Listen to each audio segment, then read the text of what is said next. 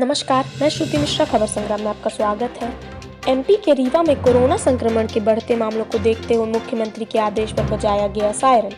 रीवा से जहां आज दोपहर ठीक 11 बजे शिल्पी प्लाजा चौकी के पास मुख्यमंत्री के आदेश पर रीवा में भी सायरन बजाओ अभियान की शुरुआत की गई। इस दौरान शिल्पी प्लाजा चौकी के पास रीवा कलेक्टर इलैया राजा टी, नगर निगम commissioner IG Umesh Joga, SP Rakesh Singh, additional SP Shiv Kumar Verma एवं भाजपा के नेता मौजूद रहे।